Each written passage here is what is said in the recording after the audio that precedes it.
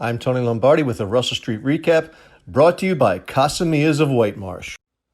When you mention the Tennessee Titans to Baltimore Ravens fans, the first thing that comes to mind for most is Derrick Henry. During the divisional playoff game in January of 2020, Henry ran for 195 yards on 30 carries.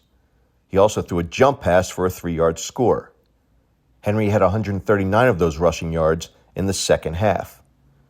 During Week 11 of the 2020 season, the team squared off at the bank, and naturally Henry was the focus of defensive coordinator Wink Martindale.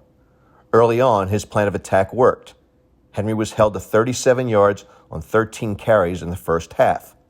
But once again, after halftime, the Titans' mammoth tailback wore down the Ravens and eventually finished with 133 yards, including the 29-yard game winner in overtime. During that Week 11 game, the Ravens were without Calais Campbell and Brandon Williams.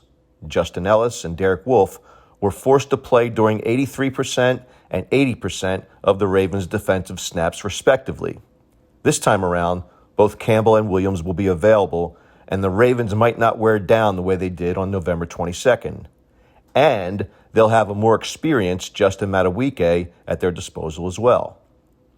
And while most of the focus in this game is directed towards the Ravens' containment of Henry and the Titans' capable play-action passing game guided by the capable Ryan Tannehill, for my money, the game will be won and lost by how the Ravens' offense handles the Titans' defense.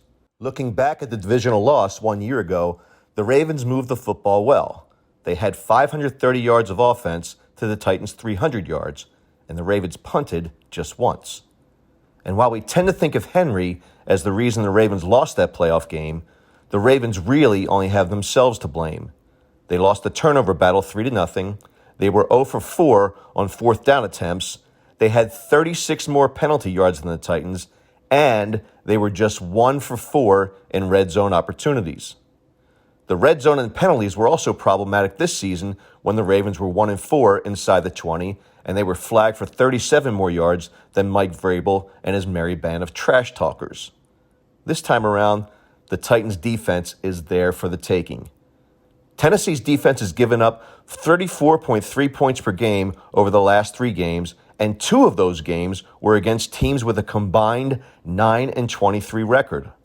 Over their last 5 games, the Titans have yielded 429.4 yards per game to teams with a combined 34-46 record, and one of those teams was the 13-3 Green Bay Packers. The Ravens won't admit it publicly, but the Titans burn in their collective crawl. It tortures their soul. The Titans have come into the bank and beaten them 2 straight. They've punched the Ravens in the mouth twice. They've verbally assaulted the Ravens.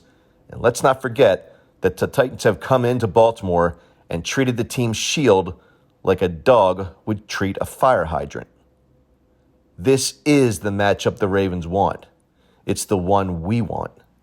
It's time to exercise this demon and a prehistoric giant armadillo that plays running back for the team that wears that flaming thumbtack. The Ravens are 3.5-point favorites. I'm calling it Ravens 34, Titans 23. I'm Tony Lombardi. Casamilla's of Whitemarsh, a Baltimore County treasure for over 34 years, featuring Maryland's most tantalizing crab cakes. Don't live in the area? Casamilla's will ship this Maryland delicacy to you. Plus, on any given Sunday, you and your friends can choose from their expansive selection of beer, wines, and spirits. That's right, I did say Sunday to put some juice in your football parties. For pickup, delivery, or eat-in, make it Casamilla's of Whitemarsh.